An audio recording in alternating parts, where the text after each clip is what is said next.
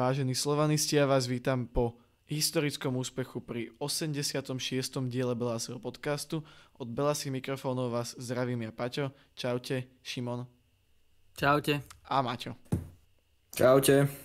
No a dneska, po takom úspechu v plnej formácii, no ešte pred začiatkom chceme poďakovať našim členom, menovite Iceboy, Gabriel Skoropil, Branislav a Michal Borgula. Ďakujeme vám za túto podporu a my už môžeme ísť na zápas, ktorý nás všetkých trápil a nakoniec aj po 90 minútach, alebo teda vyše 100, aj tešil. Tak čo chlapci, aké ste mali pocity pred zápasom? Čo ste čakali?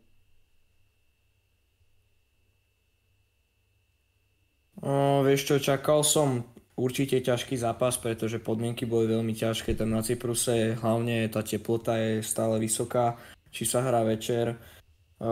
Takže oni na to boli takmer alebo viacej zvyknutí ako my, takže pre nás to bola taká menšia nevýhoda, ale myslím si, že sme to celkom zvládli a síce ten začiatok toho zápasu bol taký, poviem, že tak zaspatí sme do toho vošli, tam aj v tej druhej alebo v tretej minúte nám zaváhala obrana, si nakoniec to bol vlastne offside a Takáč nás podržal domino, ale hráči toho Apoela sa dostali dvakrát k lopte v podstate bez nejakého väčšieho kontaktu našich obrancov, bez problémov, takže keby boli lepšie postavení, tak začíname už s jedným gólom v našej sieti, takže to by nebolo ideálne a potom sme sa do toho nejak pomaličky dostávali, takže tak. A dopadlo to za mňa celkom dobre. Hej. No pred zápasom sme určite čakali, že proste postupíme, tam nebola podľa mňa iná možnosť, akože vedeli sme, že to bude ťažký zápas kvôli tomu teplu a taktiež sme vedeli, že vlastne Apel neukázal to v tom, čo je dobrý a vedeli sme, že na domácej pôde bude chcieť vlastne pred vlastnými fanúšikmi ukázať, že je jednoznačne lepším mužstvom, aj mali tie nejaké výroky rôzne na Slovensku, že určite boli lepším týmom, aj keď neboli, ale takže určite sme čakali, že to bude ťažký zápas, nakoniec vlastne sa očakávalo, že vlastne aj tých prvých 15-20 minút bude najťažších, lebo vlastne oni na nás chceli určite vyletieť a taktiež aj sa to ukázalo ako pravda, vlastne tam mal Takáč famózne zákroky, aj keď sa vlastne nerátali do štatistík, ale ukázal vlastne mužstvu, že je pri zmysloch a že fakt je tam v tom zápase a ukázal, možno to bola taká mentálna sprúha pre ten Slovan, že prvých 15 minút fakt nebolo nejakých dobrých a potom sa postupne do toho dostávali a nakoniec nás z toho vyvrcholil postup. Ono teda ešte pred zápasom, ja čo som trošku sledoval tie médiá, tak fanúšikovia Apol mali vlastne také vyjadrenia, že boli až zaskočení, že sme ich porazili 2-0, že čakali proste, že nás absolútne akože prejedú a úplne rozbijú a že vlastne aj tak, keď si hovoril, že si z toho nič nerobili, že proste to otočíme, to je nejaký slabý Slovan a no slabý Slovan ich poslal domov a teda musím povedať, tie Takáčové zákroky, to je niečo, aj keď, dobre, bolo to z offsideu, ale minimálne to tomu brankárovi dá to sebavedomie na začiatok toho zápasu a proste potom je jednoznačne istejší. Celkovo, čo si tam myslíte o Takáčovi, lebo podľa mňa zatiaľ tie výkony stále iba gradujú. Áno, tak jak vravíš, v podstate videli sme ho naživo prvýkrát v Celie, ak sa nemýlim, a tam ten výkon bol taký, no, akože vstúpil do toho zápasu nemoc ideálne, dostali sme z toho priameho kopu vtedy gól a odtedy ho iba chválim a myslím si, že je na dobrej ceste aj vlastne k fanúšikom, lebo sa tak chytil a vážime si ho, lebo fakt chytá dobre, takže super. A odtedy neinkasoval. Hej. Vlastne prvých 80 minút v drese Slovana nemal nejaký najideálnejší, ako Mateo povedal, ale odtedy tam vlastne na konci zápasu celé sa extrémne nás podržal, podľa mňa dal aj postup vlastne, dostal vlastne tie postupové možnosti dal oveľa vyššie, ako mohli byť a teda od toho koncu zápasu v celé vlastne podľa mňa fakt bránkarom, ktorého Slovan podľa mňa hľadal a ak si udrží túto formu, tak bude jednoznačne možno nástupcom nejakého rodáka, možno v reprezentácii. No a o to radšej som aj vlastne za to, že v lige chytá Trno, ktorý dostáva konečne tie šance a tiež chytá vlastne dobre. Tiež z 2 zápasov dostal iba 1 gól, za ktorý vlastne nemohol. Proti Podbrzovej nás podržal, takže to, čo tie uplynulé roky bolo tá slabina, to bránkovisko, že sme nemali sme jednotku a ani o dvojke sme sa ani nemohli baviť, tak teraz máme zrazu výbornú jednotku, za ktoré je výborná dvojka. Že proste konečne ten brankársky post je podľa mňa kvalitne zdvojený. No priebehu toho samotného zápasu, tak asi to, čo sme čakali. Bola to nuda. Hlavne ten prvý polčas to bola veľká nuda.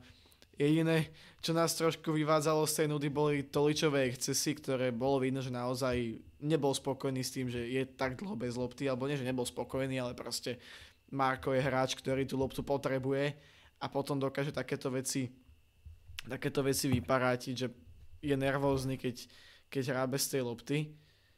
Žltú kartu tam inkasoval aj Vlado Weiss a ja, pokiaľ sa nemýlim, neznamená to, že Vlado bude chýbať v tom prvom zápase play-off, lebo vidím, že už má 3 žlté karty. Hej, bude chýbať, myslím, že to niekto aj hovoril z komentátorov, že 3 žlté karty a už nebude teda v prvom zápase v Dánsku. No takže už vlastne nakoniec nebudeme riešiť dilemu Mag alebo Tigran, lebo už sa nám takto Vlado nám ju takto elegantne vyriešil, no. Len potom zase tam nie je nikto z lavičky okrem mladého Nina. Mne osobne sa veľmi páčilo, ako tréner Weiss reagoval cez ten polčas na vývoj toho zápasu, že naozaj zmenil tú zostavu, dal Bajera nižšie, posunul tých ofenzívnych hráčov bližšie k sebe, tie krídla ich silné prakticky zdvojil, čo ma na druhú stranu veľmi prekvapilo, že oni vlastne v kuse centrovali. Pamätáte si nejakú ich strelu spoza 16 alebo z nejakého aspoň proste niečo iné ako hlavička? Vieš čo, ani nie, tak si povedal, vlastne všetko boli lopty do 16 medzi 5 a 11 a snažili sa to hlavičkou posielať do brány, ale podržal nás takáč a taktiež aj sa mi zdá Guram Kašia tam na čiare zachránil jednu loptu, čo bolo teda skoro gól už a to zase ukazuje na to, aké má on skúsenosti už z tých zápasov, že proste vedel vypočítať alebo odhadnúť, keď tá lopta pôjde a bol na správnom mieste správny čas a zachránil nás, takže určite treba dať aj jemu ten kredit a to dosť pomohlo. No a potom vlastne už sa mi zdá, že nasledovala tá červená karta v tej 80. minúte a odtedy sa tá hra tak otočila a otočili sme viacej my. Takže tak. Jo, ja ešte chcem povedať, že mne to prejde ako taký až amatérizmus od toho Apoelu. Ja chápem, že nevedeli sa dostať cez tú našu obranu vlastne postredia, že majú silné tie krídla, ale tak snáď sa pripravujem na toho supera a o Takáčovi sa vie, že on má absolútne geniálny reflex, ktorý ukázal, ale zároveň, že keď tá strela je dlhšia, tak pamätáme si, že dokázal spraviť nejaké kiksy v minulosti. Napríklad ja si spomínam, tuším proti Skalici, keď proste pustil úplne, mám pocit, že to bola Skalica, keď pustil lacný gól. Zároveň vidím, že v obrane Slovanu je teraz Kašia, ktorý je výborný hlavičkár, vysoký Bajrič, vysoký Vimer, Zuberu, ktorý vyhrá hlavičkový súboj aj keď nechce. A moja taktika je, že tam budem centrovať lopty na Marquinhosa. Že mne to prišlo až úplne od toho Apolu, že keby ani nechceli vyhrať, keď takto sa rozhodli, že budú hrať. Preto sa mi nezdalo, že by nemali tú kvalitu, aby to skúšali možno nejako kombinačne alebo niečo z toho loptou vymyslieť. Oni proste všetko búchali iba z prvej do 16 center. Tak ako hovoríš, ale zase netreba pohovoriť zase o to, že nemali nejaké silné tie hlavičky. Na to, že Marquez má 170 cm či koľko, tak mal tam, že dve hlavičky, ktoré fakt išli do priestoru brány a takáč mohol z toho nejak mať gólovú, alebo nejakú šancu. Proste mali šance aj z tej centrovaných lopt, lebo vlastne Blackman tam celkom horel v tých hlavičkových súbojoch, ale tak ako hovoríš, bolo to také troška chabé, ale zase čo čakať, vieš, Apoel vedia, v čom sú silní a to sa snaží robiť. No im to absolútne nevychádzalo. A teda k tej červenej karte tam asi nebolo o čom. Tigran do toho zápasu vstúpil veľmi dobre, posunul si loptu, tým pádom hráč supera išiel jasne po ňom, ani tam nebol nejaký záujem, ani možnosť hrať loptu. Druhá žltá karta asi jednoznačné vylúčenie. A tak ako podľa mňa po tom prvom zápase som si napríklad, nie že hovoril, ale bol taký kolektívny pocit, alebo ja som to tak aspoň vnímal, že z tých pár minút Mak ukázal viac jak Tigran, alebo teda minimálne, že proste takýto hráč nemôže byť na lavičke. Tak teraz zase absolútne naopak, Tigran došiel a ukázal, že ja som ten hráč, ktorý nemôže sedieť. Takže minimálne podľa mňa aspoň dobre, že sú tie krídla naozaj v takejto veľkej forme.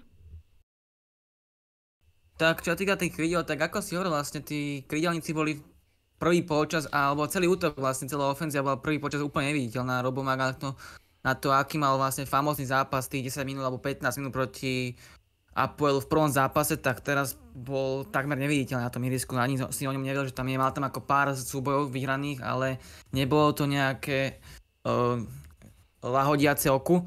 A taktiež, ale aj ľavá strana bola taktiež úplne neviditeľná. Tam proste Slovan išiel si s jasným cieľom na to ubranie tých prvých 20 minút a tak sa to odbielo postupne do celý zápas, ale Barsegian do toho vstúpil fakt famózne, vlastne vymenil Maka v tom prvom zápase, ukázali, že proste vedia do toho zápasu vstúpiť, aj keď vlastne ten zápas už je v plnom prúde, že zase naskočil do toho takzvaného vlaku, aj už rýchleho a fakt ukázal, vlastne mal tam asi plná určité inštrukcie od Vlada Vajsa staršieho, že proste asi plná vedel, že ten hráč už má žltú kartu, famózne loptu prikryl telom a padol jednoznačne na zem a z črtajúceho breaku, ktorý vedel plán, že by nedopadol dobre, tak bola červená karta. To Apoelu dosť plán, akože skazilo plány, keďže hrali fakt o jedno menej a ešte potrebovali vlastne dať 2 góly, takže bolo to veľmi dobrý vstup od Barsegiana. Áno, tak ako si povedal, on do toho zápasu vstúpil ideálne, ale ja by som chcel ešte aj možno pochváliť fanúšikov, ktorí sa dostavili na zápas, pretože som videl nejaký fotoreport či na Instagrame Slovanu, že prezdielali tie storky, alebo samostatne fanúšikovia, čo dávali, že tam ukázalo aj pár nejakých fanatikov, ktorí to chceli vidieť naživo a doniesli slovenské vlajky a reprezentovali nejaký ten maličký slovanistický fanklub, takže som rád, že tam niekto prišiel a teda možno ukázal, že aj oni vedia, naši fanúšikovia vedia priznať si Cyprus, takže to je fajn. Mňa možno trošku mrzelo, nie že mrzelo, to je asi blbý výraz, ale tak mi napadlo, že mohol Slovan vystrojiť lietadlo, či už zadarmo asi nie, to je nie že blbosť, ale jak to vyberieš, ale možno za nejakú lepšiu cenu, ale neviem, aké sú tam ceny pri takýchto letoch, takže toto ťažko povedať. Ale naozaj tých pár verných fanúšikov tam došlo a aj pre tých hráčov to musí byť super, že vidia proste, že majú podporu aj na kraji sveta v úvodzovkách. Keď sme do toho chválenia, tak Marko Tolič nám robil nervy, hlavne na konci prvého polčasu, ale chlapci, tá nahrávka, ktorú on vymyslel na Maka, potom po tej zmene strana, zmene systému, tak to bola taká prenikovka, že no jak od Kevina De Bruyneho z Premier League podľa mňa. To bola krásna prihrávka, nie? Nádherná, vlastne vysunul tam Maka do tej situácie vlastne sám na brankára a takú situáciu treba proste premeniť, treba rýchlo streliť gól s chladnou hlavou, aby zbytočne tam nepremýšľať, lebo je to také, že to je šanca, kde proste hráč musí dať gól, to je pravidlo, keď je sám na brankára a stane sa, že nedá, ale to je... A tentokrát tyčka teda stála v ceste a dúfam, že sa z toho Robo poučí a proste na budúce mu to vyjde. Ale teraz povedať, že to bol fenomenálny zákrok vlastne toho brankára ich, že zase Robo by trafil bránu, keby tam ten brankár nejak by horšie stal, ale zas fakt možno tam to chcelo troška túto zdvihnúť a pre toho brankára nejak prekopnúť a nie ho dať po zemi, kde tu vlastne brankár bol veľmi blízko, keďže bol v takom nižšom postoji už, ale snáď už na budúce to bude 100% a bude z toho gól. K tej zmene systému možno ešte, Tam sa vlastne Bajrič zasunul nižšie, Kuco s Toličom išli na tie dve osmičky, pred nimi bol Weiss a na hrotoch dvoch zľava strelec, zľava Mak, sprava strelec. Je možno toto aj nejaká ďalšia možnosť, ako to točí v tom zápase, lebo prišlo mi, že práve po tejto zmene sa Slovan dostával viacej k lopte, aj keď paradoxne to vyzerá ako zmena do väčšej defenzívy.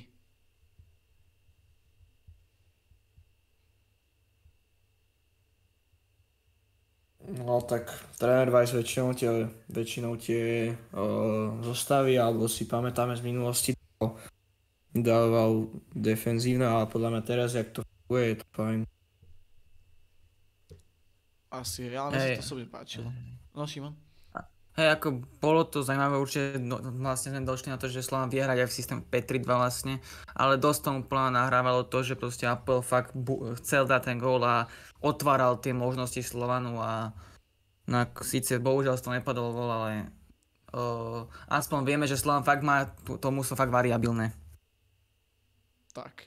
Možno tiež, ak si hovoril, že bohužiaľ, že na konci sa nám nepodarilo ešte skorovať, lebo šancu tam mal aj Bajro, aj Nino tam mal takú pološancu, že tie body do toho koeficientu trošku ešte viac nahnať, ale tak to už by sme možno aj chceli moc. Hlavné je, že sme postúpili a že si zahráme play-off Ligy majstrov, kde už budeme počuť tú zvučku, ktorú všetci chceme počuť na telnom poli a dúfame, že ju potom budeme počuť aj v septembri a tak ďalej a tak ďalej.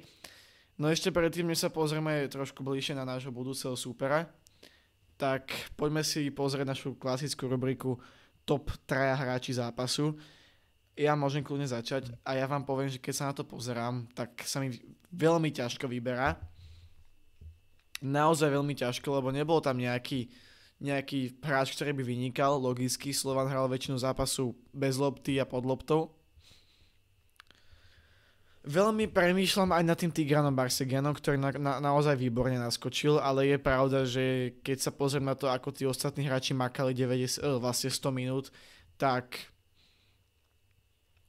asi mu to nedám. Takže ja začnem s Dominom Takáčom, ktorý tam vychytal pár výborných šancí a pojel a podržal.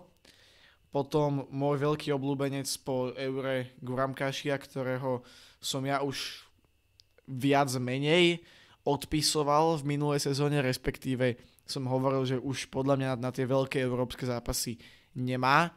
No teraz po tom Eure, jak som spomínal aj v minulom podcaste, tak mi príde, že nabral takú znovu chuť do futbalu, respektíve podľa mňa aký bol aj rýchlejší mi príde. Všetko proste, naozaj má výbornú formu Kašia a v kombinácii s tými jeho skúsenostiami to je naozaj aj v takom veku beštia.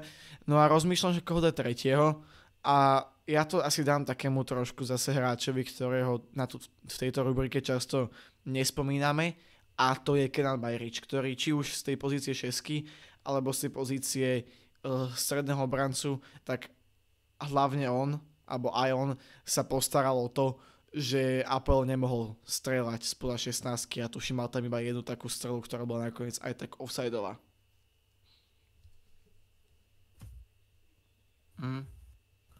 Tak ako za mňa, podľa mňa tá trojka možno jasná, lebo reálne za mňa tam musí byť Bajrič, lebo Bajrič tam urobil veľa čiernej roboty a bol blízko aj gólu. Keby ten gól dal, tak tam podľa mňa bude hrať zápasu, si myslím úprimne. A Guram Kašia vlastne zachránil, potom druhý bude Guram Kašia určite, keďže vlastne zachránil vlastne gól z čiary, ho vyhlavičkoval a aj napriek tomu, že možno je to akože obrancovia dvoch Sandaran, ale predsa len ten futbal fakt bol defenzívny od Slovan, takže tam a tretieho Domino Takáč určite odohral veľmi dobrý zápas aj napriek tomu, že vlastne tie jeho zákroky boli všetky z offsideových pozícií, ale dám to troška to pozmenia, dám tam Kevina Wimmera. Ten tiež odohral solidný zápas a mal tam pár dobrých momentov, alebo nie pár, vlastne zvládol všetky súboje, dá sa povedať, takže takto by som to urobil. No a za mňa tá trojka je akože som taký nerozhodný v tom, pretože veľa hráčov, čo bolo na ihrisku, odohral veľmi dobrý zápas a ťažko sa mi rozhoduje a dá sa povedať, prvé minúty vlastne vychytal veľké množstvo tých hlavičiek hlavne a všelijakých útokov. Takže vlastne vychytal nulu, dá sa povedať. A za mňa si to zaslúži a potom sa tam veľmi ťažko rozhodujem, pretože veľmi dobrý zápas odohral Marko Tolič. Síce mal tam také tie chvíle, keď nemal loptu ďalej, ale proste rozdával tie lopty a tak ďalej. No a potom sa ťažko rozhodujem pre Šarany Zuberu a jak tam párkrát potiahol, napríklad situácia, keď prihral takú spätnú prihrávku Strelovi a ten zakončil síce do bočnej siete, ale bola to jedna z malých akcií našich v tomto zápase. Takže je tam Zuberu a je tam aj ten Roboma, ktorý vlastne tam mal to neúspešné, ale asi to dám Zuberovi, takže tak. Dobre. Malinko sa nám posekával, tak dúfam, že tu ľudia ospravedlnia ešte možno zopakujú tú trojku ako len menovite, lebo... Domino Takáč, Šarany Zuberu a Marko Tolič. Dobře. Len teda pre ľudí zase nenahrávame to v ideálnych podmienkach, takže bohužiaľ takéto malé seknutie sa môže niekedy do toho vplížiť, bohužiaľ. Ale ja som z toho teda to pochopil, len keby niekto náhodou nevyrozumel, tak som vám to Maťo povedal ešte raz. No a teraz Apoel sa podľa mňa vzdal už po tých 90 minútach, no teraz nás čaká super, ktorý sa nevzdá v tom zápase a bude ešte kvalitnejším ako Apoel. A tým je dánsky Midtjylland alebo Midtjylland, už som počul viacej po tých výslovností. Dánsky majster z minulej sezóny. No a chlapci, ja vám poviem, ja už som si ho trošku preklepol, toto je super ešte o level vyššie. Vyradil vlastne maďarský Ferencvároš, na ktorý sme sa asi všetci tešili, ne? Chceli sme Ferencvároš. A no, to by bol krásny dvojzápas. Ale teda bude to dánsky majster. No a podľa všetkého vyzerá, že Dáni majú také podmienky, o ktorých sa nám ani nesníva. Ja som dokonca počul, že tam majú nejakú spoluprácu s nejakým klubom z Premier League, čo by znamenalo, že majú naozaj najvyššie technológie, najkvalitnejšie zázemia alebo typy zázemí, ktoré existujú, najlepšie analytické technológie. Toto bude asi ťažký oriešok, čo? Áno, tak je to veľmi kvalitný tým z Dánska, ktorý má úplne totožnú formu ako my, čo sa zápasov a síce ten tým sa nachádza alebo pôsobí v malom mestečku Herning, ktoré som pozeral, má okolo 50 000 obyvateľov a majú štát 12 000, čo je teda pomerne málo na to, ako hrajú, ale v tomto zápase je to brutálny favorit. Keď sa pozrieme, čo akože z kurzov odčítavam teraz, tak na nás je kurz skoro 5,60 a na nich je 1,6, 1,7, takže podľa kurzov je to jasný favorit a takéto kurzy nebývajú ani na západ Michal. Takže akože papierovo víťaz je jasný, ale ja dúfam, že sa nevzdáme a keby náhodou sme vedeli uhrať prekvapenie, tak verím, že to potom uhráme doma úspešne, pretože začíname najprv u nich. To môže byť taká výhoda, že ten dobrý zápas budeme hrať doma, no. No, takže, alebo možno naopak, že tam uhráme nejakú remizu, alebo nechcem to privolávať, ale aj výsledok o jeden gól na ich stranu by bol pre nás úspešný, lebo doma by sme nejakú rošadu a proste otočiť ten zápas a vieme, že keď je plný štadión, tak sa tým hráčom hrá veľa lepšie a tie zápasy nejak vyzerajú. Takže dúfam, že sa vypredá štadión a podporíme Slovan a proste snáď to vyjde a vyhráme, alebo teda pomaly sa blížime k tomu našemu snu a to je Liga majstrov. Šimon, ty jak vidíš Dánov? Tak ak sme považovali vlastne Apple za mužstvo, ktoré bolo fakt silné, tak Midtjylland bude úplne iný level, to bude extra trieda oproti Applu podľa mňa už. Keďže fakt Midtjylland má aj z minulého ročníka skúsenosti vlastne z tých najťažších zápasov. Myslím, že hral so Spartou Prah, ak sa nemýlim vlastne dokonca. Alebo niečo také. Ja to môžem pozrieť zatiaľ. Takže má plná skúsenosti, aj vlastne 2 roky dozadu hrával fakt so silnými mužstvami, takže bude to veľmi náročný súboj a bude fakt dôležité odohrať vlastne v tom Dánsku nejaký vyrovnaný zápas a odniesť si dobrý výsledok do odvety a vlastne doma im to fakt ukázať, že kto je tu doma a snáď budeme teda počuť aj na jeseň znielku Ligy majstrov na tehelnom poli. Ja teda pozriem nejaké výsledky. Tak minulý rok dostali v tej kvalifikácii na frak od Benfica Lisabon, čo je ale asi niečo, čo sa dá očakávať, alebo to bol pred minulý rok, ja som to možno klikol vedľa. Nie, to bol asi podľa všetkého pred minulý rok. Sparta hrala minulý rok s Kodaňou, to znamená, že oni museli štartovať v tej Európskej lige, ale tak aj tak je to stále kvalitný super. Ešte hodnotovo Slovan má niečo málo cez 20 miliónov tú hodnotu a Midtjylland má hodnotu temer 60 miliónov, čo je obrovský rozdiel. Aj keď zase vieme, že tieto hodnoty môžu trošku klamať, lebo predsa len keď si oni urobili meno, hrajú lepšiu súťaž, urobia si meno v tej Európe, tie hodnoty zrazu z ničoho nič vystrelia a nemusí to nutne znamenať, že je to proste neporaziteľný super, ale bude to veľmi ťažké, keďže vidíme, že Ferencváros s nimi ten dvojzápas absolútne nezvládol, môžeme povedať, a my teda sa pokúsime uhrať čo najlepší výsledok. No minimálne nás čaká tá Európska liga, ktorú sme si pár ročkov nezahrali, a to znamená 8 európskych zápasov a to taktiež znamená, že budeme hrať aj v januári. Takže nás čaká určite pekná, hlavne dlhá európska jeseň. No a k tomu sa vzťahuje niečo, čo tu riešime od začiatku leta. A to je príchod ofenzívnej posily a menovite príchod Andráža Šporára. Stáva sa tento príchod viac menej povinnosťou po takom zárobku, lebo my sa o tom už bavili so Šimonom a teda ty si povedal, že hej. Takže jak vidíte Andráža? Takže toto je téma, o ktorej sa každý slovanista podľa mňa už s niekým rozprával viacej.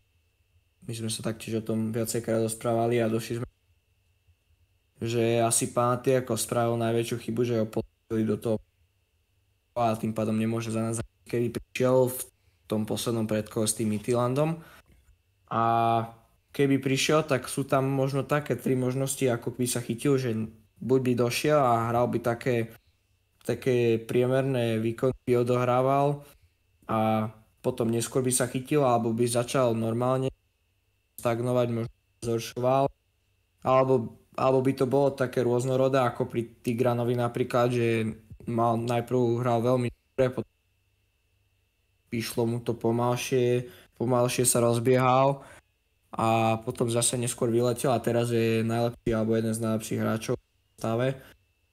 Takže dá sa na to pozrieť z viacerých strán a keby prišiel, tak zase zdvihne konkurenciu v kadri, čo je dôležité a bol by to ďalší útočník a snáď už ten, ktorého potrebujeme a ktorý nám chýba.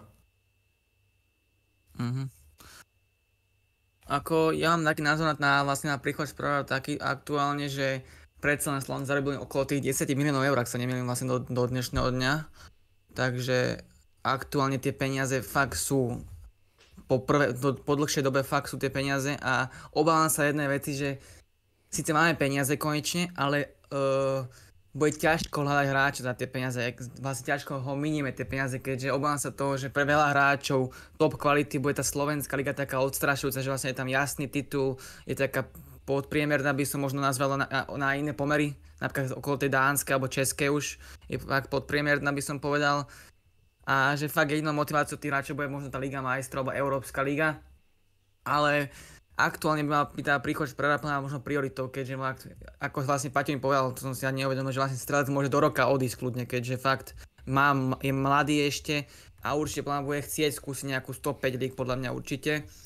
Takže minimálne za neho by to bola stabilná náhrada, si myslím. A ako je tiež otázka, že v akej forme príde, ale za mňa by bol tá príchod Šporára aktuálne možno prioritou.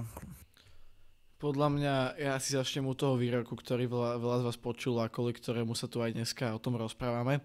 A to bolo cez polčasovú prestávku, keď sa premietal teda rozhovor s Kmotríkom a potom sa tam o tom bavili. A moderátor sa spýtal hostí, čo boli, ak sa nemýlim, Šebo a Grendel, keď tak ma opravte, že ako to, či bude posila alebo niečo v tom znení, že či ho chcú alebo také niečo. A oni odpovedali, že nie. A ja som z toho zostal zarazený až sklamaný, lebo toto je podľa mňa presne to vnímanie, ktoré treba zmeniť. A to, že Slovan funguje na momentálne, ale teda dlhodobejšie na tom modeli, že ideme na to, čo sa deje teraz a na tú budúcnosť až tak nepozeráme. A to je podľa mňa obrovská chyba a je to ten rozdiel možno medzi nami a práve tou Spartou Sláviou, ktorý aj keď čem Sparte sa nedarilo, tak sa nebála privádzať dobrých hráčov za väčšie peniaze, lebo inak sa nemôže zlepšovať. A takisto ako si povedal, je to ťažké, lebo sme v Slovenskej lige. A my tu teraz máme hráča, ktorý ani nebude až tak extrémne drahý, podľa všetkého okolo 2 miliónov, čo áno, sú to veľké peniaze, ale je to hráč, ktorý je osvedčený vo viacerých ligách, má za sebou dobrú sezónu v gréckej lige, ktorá je omnoho kvalitnejšia ako tá naša, o tom sa rozprávať nemusíme. A chce ísť do Slovanu, a to je to hlavné. Šporár do Slovanu chce ísť. Kvôli Slovanu necháva čakať nejaký mexický klub, tuším Juárez FC sa to volá. Necháva ich čakať, lebo chce ísť do Slovanu. Peniaze sú. Ja nevidím jediný dôvod, prečo by sme do toho nemali ísť. Pretože, povie sa, veľa ľudí hovorí, máme tu strelca. Áno, strelec hrá dobre, má formu, fajn, ale dokedy tu strelec bude? Strelec je stále mladý hráč. Na strelca sú ponuky už teraz, respektíve sa už kluby zaujímajú, takže je veľmi pravdepodobné, že strelec odíde. Čo sa stane, keď zostane dobre a strelec sa zraní? Bude tam hrať Mak, čo není jeho pozícia, bude tam hrať, ja neviem, Nino, bude tam hrať nejaký útočník, ktorého vezeme ako dvojku, aby bol tam niekto ako dvojka za strelca a bude tam proste nejaký slabý útočník, že mi to prejde ako nonsense, že niekto povie, že nebereme Šporára, keď je voľný. Ďalšia vec, Šporár je v Amerike majú na to taký dobrý názov, teraz sa to neviem proste spomenúť, keby franchise leader, alebo proste nositeľ tej značky, je to hráč, na ktorého sa ľudia chodia pozerať, ktorého si ľudia pamätajú, ako tu hral. Už rozprávam trošku dlho, ale naozaj ma to naštvalo, keď som to v tej telke počul. Takže mne to príde ako nonsens túto šancu nevyužiť, pretože je možné, že teraz odíde do toho Mexika. V Grécku píšu, že jeho odchod niekam je hotová vec prakticky, že proste buď pôjde k nám, alebo do toho Mexika, alebo proste niekam odíde, lebo tam je momentálne útočník číslo 3, čo im takého dobrého útočníka na tretiu pozíciu netreba. Takže podľa mňa už som sa do toho trošku aj zamotal. Ale nevyužiť túto šancu je podľa mňa absolútna sprostosť. On ak odíde, podpíše zmluvu v Mexiku, tak potom máme smolu. Už ho nedostaneme. Možno keď mu skončí zmluva, čo bude starý hráč. A ešte teda, ukončím ten monológ tak, otvorte si týmy, alebo otvorte si súpisky tých klubov, s ktorými sa akože chceme porovnávať, to znamená z okolitých krajín, a pozrite sa, koľko kvalitných hráčov majú oni, nie že v ofenzíve, ale na každom poste, že aký tam je pretlak. A porovnajte si to s našim kádrom a asi pochopíte, aký je ten môj point. Že naozaj my máme momentálne na tú Európu na 4 pozície, 5 dostačujúcich hráčov, potom je tam Nino, ktorý na to zatiaľ ešte nemá, bude na to mať za nejaký čas, keď sa to vyvinie. Je to obrovský talent, ale momentálne nie v tej pozícii, že bude ťahať on Slovan a bude dávať on tie góly a bude on produktívny. Takže tam sa nám zraní jeden hráč a ty nemáš do ofenzívy koho striedať. Proste nemáš. A bodka. Takže ja osobne by som si vedel predstaviť dokonca ešte ďalšieho hráča. Nemusí to byť nutne drahá posila, ale aspoň niekto taký mladší, niekto na úrovni futbalovo na úrovni Nina, okolo nejakej 23 možno, 24, to znamená mladší hráč, ktorý je tak dobrý, že minimálne vie aspoň zo 70%, 80% nahradiť, keď sa niekto zraní.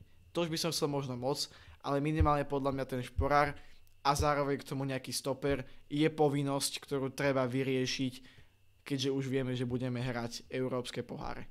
8 zápasov. Minimálne. Takže trošku som sa tu rozohnil, ale príde mi to ako mrhanie príležitosťou. A ešte treba povedať, že Európska liga bude dvakrát taká ťažšia ako tá napríklad konferenčná liga minimálne. Čiže tam budú tie zápasy fakt o dosť ťažšie. Už len na výkonnosť hráčov, že proste v tej konferenčnej má asi nejaký taký super, možno na oddychnutie by som možno nazval, ale v tej Európskej lige tam máš proste, tam už nemáš slabého supera, síce tie akože finančné odmeny sú podobné, ale fakt je ten rozdiel takmer dvojnásobný. No už sa tam trošku zvýšili tie finančné odmeny s tým novým formátom, čo je teda logické, ale aj tak, ako hovoríš, tam sú kluby už z úplne inej úrovne. Ja sa snažím rýchlo nájsť tie predikované tabulky. No, mám to tu. V 4. koši, čo my by sme boli v 3. v Európskej lige sú týmy ako Ludogorec, Malmö, Athletic Bilbao, Hoffenheim, Nice, Apoel, Anderlecht, Twente a Lugano. A to sú tie najhoršie týmy, ktoré v tej lige hrať budú. Takže aby sme sa chápali, tam bude každý zápas minimálne taký, ako bol ten s Apoelom. Takže posily sú za mňa absolútne nevyhnutné a keď máš hráča takých kvalít, ktorý chce dojsť, aj keď za veľké peniaze máme ich, berme ho, lebo inak môžeme do nekonečna brať iba starších hráčov, nehovorím, že šporaj mladíček, ale môžeme hrať do nekonečna iba vyslúžilých hráčov a budeme fungovať stále v tom cykle a nebudeme sa nikam posúvať. Takže toľko asi k Andrážovi odo mňa, som sa tu trošku rozohnil, ale naozaj ma to proste nežiš, ale som taký sklamaný, že to už není dotiahnuté do konca a dúfam, že sa to nakoniec podarí, lebo ešte keď ten hráč čaká na Slovan takto dlho, tak to je podľa mňa jasné znamenie, že on tu proste chce hrať a že by sa to malo využiť. Fajn, už sa trošku opakujem. Dobre, borci, máte ešte niečo k Apoelu alebo celkovo k tomu, čo sa dialo v posledných dňoch? Nemám nič už. Dobre, tak ja dúfam, že sa vám tento podcast páčil. Podľa mňa sme toho dneska stihli prebrať celkom dosť.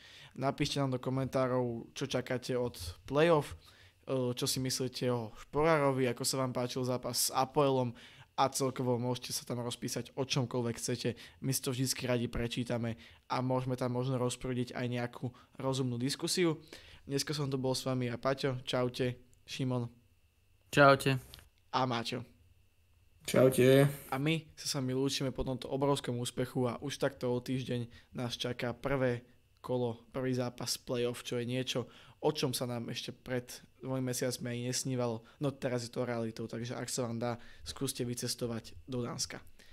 Ahojte a pamätajte, spolu sme Slovan.